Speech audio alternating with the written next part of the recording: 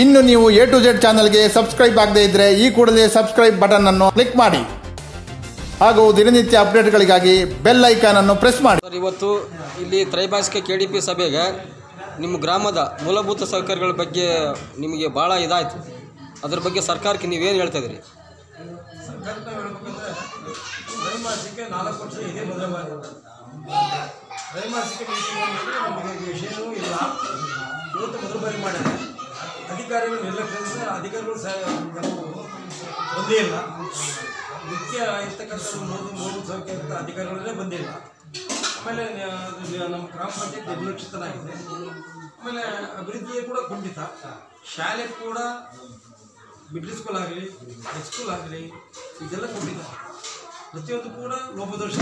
Hostel ಕೂಡ ಭಾಳ ನಡೀತೆ ಸರಿಗಿಲ್ಲ, ಊಟ ಸರಿಗಿಲ್ಲ ಬಗ್ಗೆ. ಆಮೇಲೆ ಎಜುಕೇಷನ್ ಸರಿಗಿಲ್ಲ.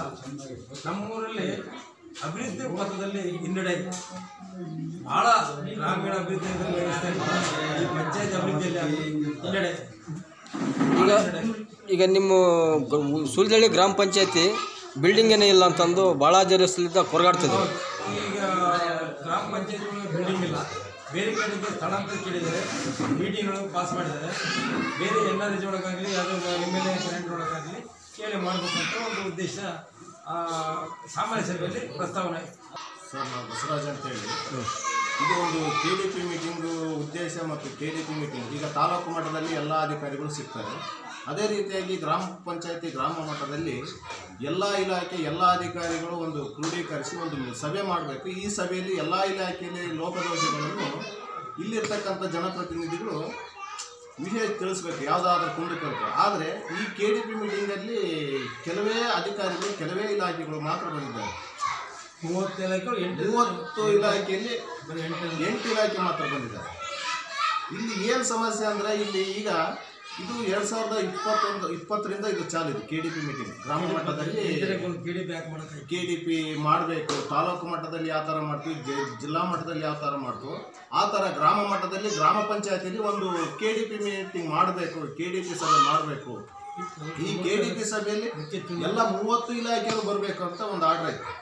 ಈ ಆರ್ಡ್ರನ್ನು ಸರ್ಕಾರ ಮಟ್ಟದಲ್ಲಿ ಕ್ರಮಬದ್ಧವಾಗಿ ಜಾರಿಗೆ ಆಗಬೇಕು. ಇಡೀ ತಾಲೂಕಲ್ಲಿ ನಮ್ಮ ಪ್ರಥಮ ಬಾರಿಗೆ ನಮ್ಮ ಸೂಲ್ದಳ್ಳಿ ಗ್ರಾಮ ಪಂಚಾಯತಿಯಲ್ಲಿ KDP ಸಭೆ ಮಾಡಿರ್ಬೋದು. ಯಾಕಂದರೆ ಬೇರೆ ಬೇರೆ ಗ್ರಾಮ ಪಂಚಾಯತಿಗಳೆಲ್ಲ ವಿಚಾರ ಮಾಡಿದಾಗ KDP ಸಭೆ ಅಂದರೆ ಏನು, KDP ಸಭೆ ಯಾಕೆ ಈ ಥರ ಕೇಳ್ತಾ ಇದ್ದಾರೆ ಕೆಲವು ಸದಸ್ಯರು. ಅದಕ್ಕೆ ಇದು ಟೋಟಲ್ ಆಗಿ ಇಡೀ ಕರ್ನಾಟಕದಲ್ಲಿ ಕ್ರಮಬದ್ಧವಾಗಿ ಇದಕ್ಕೆ ಆದಂಥ ಒಂದು ರೂಲ್ಸು ರೆಗ್ಯುಲೇಷನ್ ಆರ್ಡರ್ ಸತ್ಯ ಇದೆ. ಈ ಆರ್ಡ್ರು ಕ್ಲಿಯರ್ ಪಾಸ್ ಆಗಬೇಕಂದ್ರೆ ಮೇಲಧಿಕಾರಿಗಳು ಸರ್ಕಾರ ಮುಖ್ಯ ಕಾರ್ಯನಿರ್ವಾಹಕ ಅಧಿಕಾರಿ ಜಿಲ್ಲಾ ಪಂಚಾಯತಿ ಆಗಲಿ ಅಥವಾ RDP ಮಿನಿಸ್ಟರ್ ಆಗಲಿ RDP ಕಮಿಷನರ್ ಆಗಲಿ ಇದು ಎಲ್ಲ ಇಲಾಖೆಯಲ್ಲಿ ಎಲ್ಲ ಪಂಚಾಯತ್ಗಳಲ್ಲಿ ಯಾಕೆ ಇನ್ನೂ ಜಾರಿಗೆ ಆಗ್ತಾ ಇಲ್ಲ, ಎಲ್ಲ ಇಲಾಖೆಯಲ್ಲಿ ಎಲ್ಲ ಇಲಾಖೆಗಳು ಯಾಕೆ ಮೀಟಿಂಗಲ್ಲಿ ಹಾಜರಾಗಿಲ್ಲ. ನಾವು 4ನೇ ವಾರ್ಡ್ ಗ್ರಾಮ ಪಂಚಾಯತಿ ಸದಸ್ಯರಿದ್ದೇವೆ. ನಾವು ಇಲ್ಲಿ ನಮ್ಮ ಗ್ರಾಮ ಪಂಚಾಯತಿ ಒಳಗೆ ಹೇಳ್ತಕ್ಕಂಥದ್ದು ಏನಂತಂದರೆ ಇದು ನಾವು ಮೊದಲನೇ ಒಂದು ತ್ರೈಮಾಸಿಕ ಒಂದು ಸಭೆಯನ್ನು ಕೈಗೊಂಡಿದ್ದೇವೆ. ನಮ್ಮ ಸಿದ್ದಪ್ಪನವರು ಇವರೆಲ್ಲ ಒಂದು ಒತ್ತಾಯದ ಮೇರೆಗೆ ಇದನ್ನು ಮಾಡಿದ್ದೀವಿ. ಆದರೆ ಇಲ್ಲಿ ಕೇವಲ 8 ಡಿಪಾರ್ಟ್ಮೆಂಟ್ನ 52 ಇಲಾಖೆ ಅದಾವ. ಅದರೊಳಗೆ 8 ಇಲಾಖೆಯವರು ಮಾತ್ರ ಇಲ್ಲಿ ಬಂದಿದ್ದಾರೆ. ಇನ್ನು ಯಾವ ಇಲಾಖೆಯವರು ಸಹ ಒಬ್ಬರು ಸಹ ಇಲ್ಲಿ ಎಲ್ಲ ಇಲಾಖೆಯವರು ಗೈರಾಜಿಗಿದ್ದಾರೆ. ಅವು ಅಟ್ಲೀಸ್ಟ್ ಯಾವ ಇಲಾಖೆ ಒಳಗೆ ಏನಿದೆ ಅದು ಏನು ಬರುತ್ತೆ ಅಂತಂತಂದ್ರೆ ಜನರಿಗೆ ಮಾಹಿತಿ ಕೊರತೆ ಇದೆ. ಆದ್ದರಿಂದ ಅದನ್ನು ಅಟ್ಲೀಸ್ಟ್ ಅವ್ರ ಮಗನಾದರೂ ಇವ್ರ ಇಲಾಖೆ ಒಳಗೆ ಇವ್ರು ಆಫೀಸರ್ ಅದಾರ ಅಂತಂತ ಕೂಡಿಗೆ ಮಂದಟ್ಟು ಮಾಡಲಿಕ್ಕೆ ಆಗ್ತಾಯಿಲ್ಲ. ಇದು ಮುಂದಿನ ದಿನಗಳಲ್ಲಿ ಈ ಥರ ತಪ್ಪಾಗದಂಗೆ ಎಲ್ಲ ಈಗ ಡಿಲ್ಲಿಯಿಂದ ಹಳ್ಳಿಯಿಂದ ಡಿಲ್ಲಿ ಅಂತ ಹೇಳ್ತಿದ್ದಾರೆ. ಆಡಳಿತ ವಿಕೇಂದ್ರೀಕರಣ ಆಗಬೇಕು ಅಂತಂತ ಹೇಳ್ಬಿಟ್ಟು ಸಾರಿ ಸರ್ಕಾರ ಅದಕ್ಕೆ ಸ್ಕೀಮ್ಗಳು ಹಾಕ್ಕೊಂಡು ಕೋಟಿ ಗಟ್ಟಲೆ ರೊಕ್ಕನ ಅದನ್ನ ಇದು ಮಾಡ್ತಾಯಿದೆ. ಆ ಒಂದು ಬೆನಿಫಿಟನ್ನು ಎಲ್ಲರೂ ತೊಗೊಳ್ಬೇಕಾಗ್ತದೆ. ಇಲ್ಲಿ ನಮ್ಮ ಗ್ರಾಮ ಪಂಚಾಯತಿ ಮಟ್ಟದಲ್ಲಿ ಹೇಳ್ಬೇಕಾಗಿರ್ತಕ್ಕಂಥ ಸೌಲಭ್ಯಗಳು ಇಲ್ಲಿ ಯಥೇಚ್ಛವಾಗಿ ಹಳ್ಳಿ ರೈತಾಪಿ ವರ್ಗ ಇರ್ತಕ್ಕಂಥದ್ದು, ಹಿಂದುಳಿದ ವರ್ಗದವರು ಜಾಸ್ತಿ ಇರೋದರಿಂದ ಎಲ್ಲ ನಾವು ಇಲ್ಲಿ ತರಕಾರಿ ಒಂದು ಇದು ಮಾಡ್ತಾಯಿದ್ದೀವಿ. ಇಲ್ಲಿ ನಮಗೆ ಒಂದು ಮಾರ್ಕೆಟ್ ಸೌಲಭ್ಯ ಬೇಕು.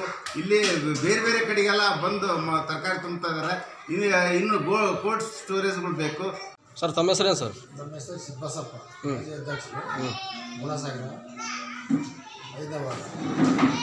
ಪಂಚಾಯತಿ ಸಂಬಂಧಪಟ್ಟ ಒಂದು ಕೆಲವೊಂದು ವಿಷಯಗಳನ್ನು ವ್ಯಕ್ತಪಡಿಸ್ತಿದ್ದೀವಿ.